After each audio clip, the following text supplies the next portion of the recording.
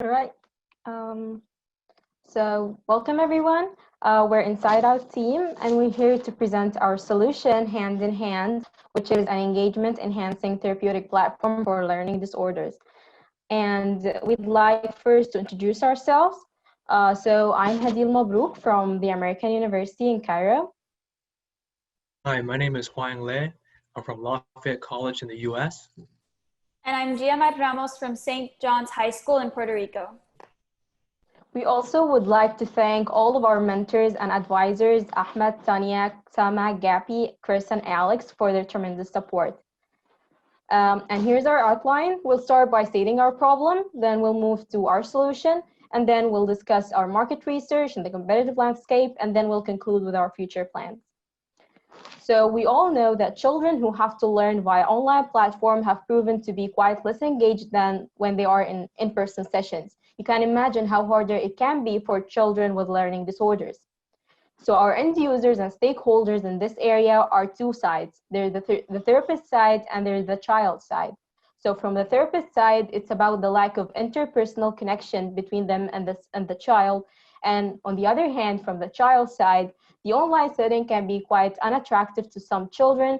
And also in some situations, counseling sessions can be quite inaccessible, whether because of demographic reasons or when maybe a child has some sort of physical impairment.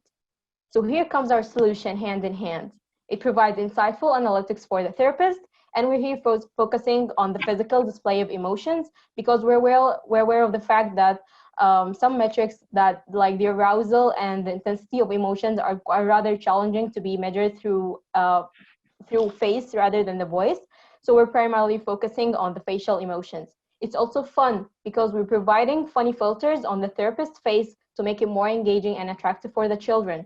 And we're here trying to find the fine spot between being engaged because of the funny filter and being distracted by them. So we're also focusing on and experiencing on measuring and increasing and decreasing the intensity of different filters.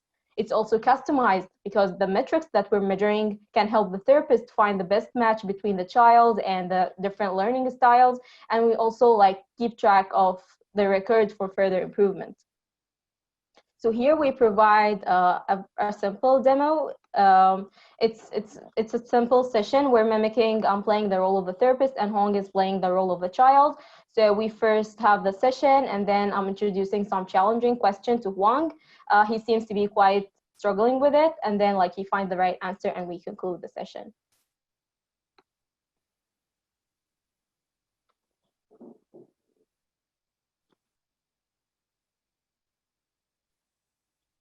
So here's the part when I'm introducing some challenging question. He seems to be quite confused about it. And then he managed to find the right answer.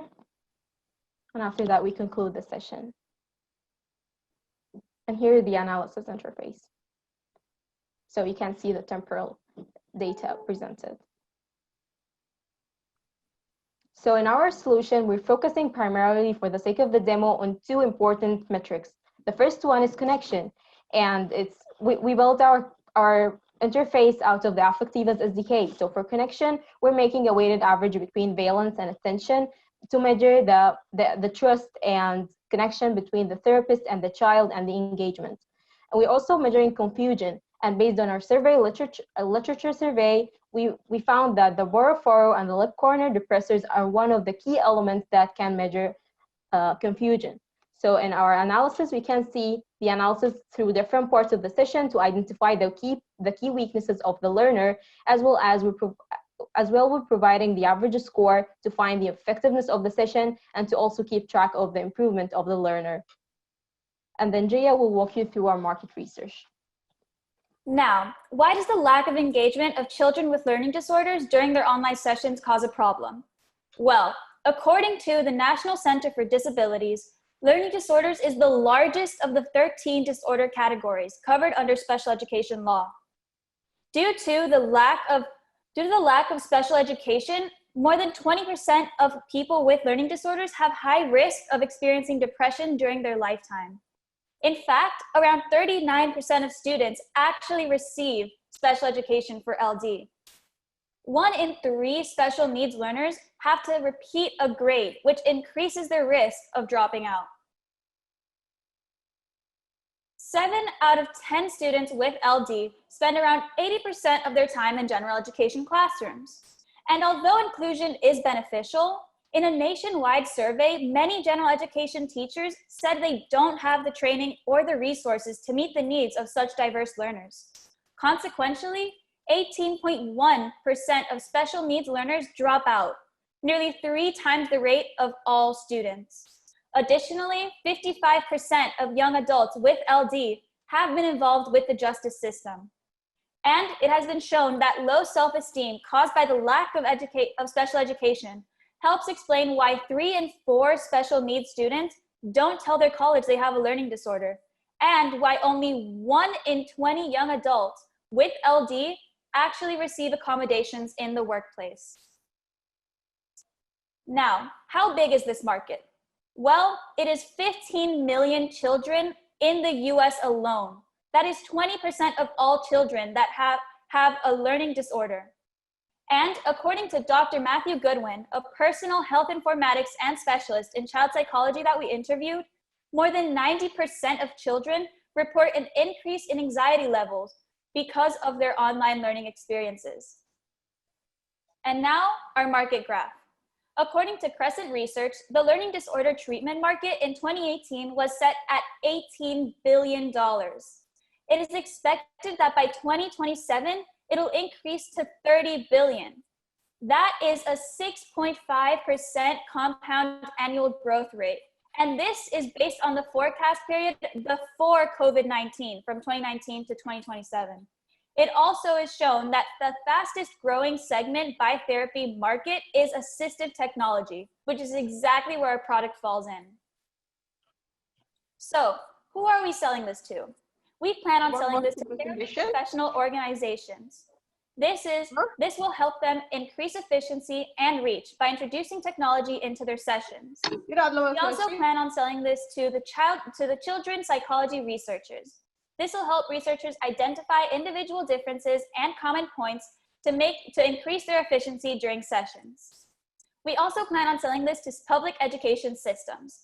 This product will give public schools the opportunity to have an effective special needs program for students, whether they take them at school or at home.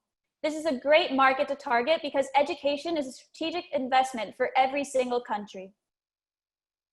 And now I will pass it on to Huang to describe the competitive landscape. Yes, in our competitive landscape, we have several competitors. We have direct competitors, and one of the competitors are offline sessions that provide a center for physical face-to-face contact between the special needs learner and the therapist. Another competitor are other online sessions conducted on general use platforms. So some examples of those competitors are BetterHelp, teen counseling, and Lexercise.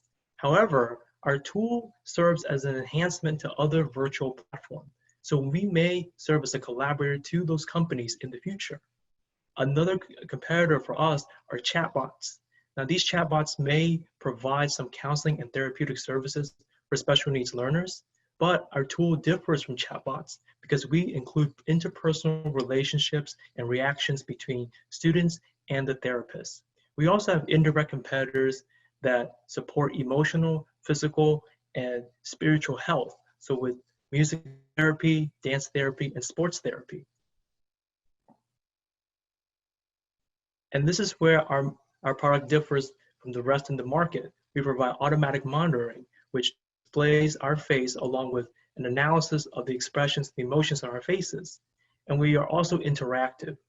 We provide funny animated filters that encourage the engagement between the student and the therapist. We also provide analytics of improvement.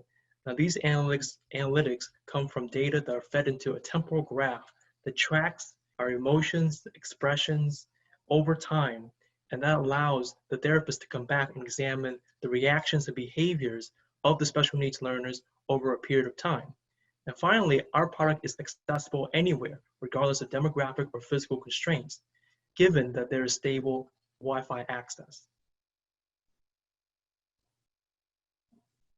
In the future, we hope to integrate the Affectiva SDK with the Zoom SDK, which is the platform that we are using now to perform our face analysis.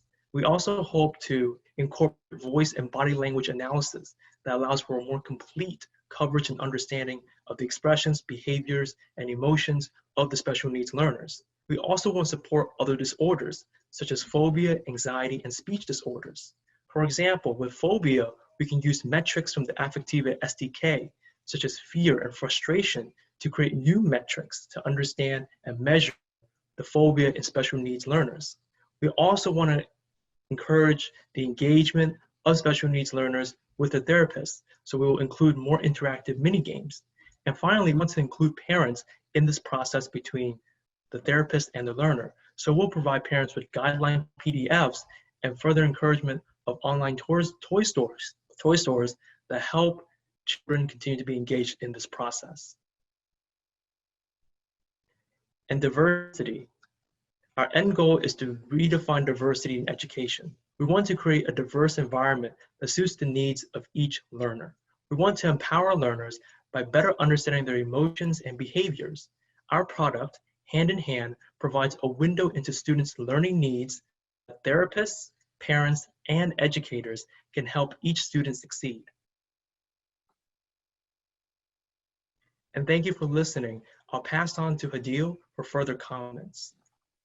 I think we have a couple of minutes to learn a live demo for our presentation. So I have to stop sharing the video in the Zoom so that I can access my camera on my browser.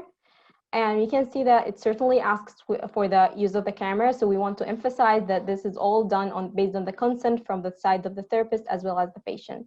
So here, like I show positive connection and I'm so like that I'm interested, while here I'm showing that I'm quite struggling. And then we first save the data to keep record of it. And we can see that our metrics are measuring the level of connection, like high connection at the beginning and then lower at the end, with high level of confusion when I try to act like I'm quite confused. And then we're also measuring the average weights. Thank you so much.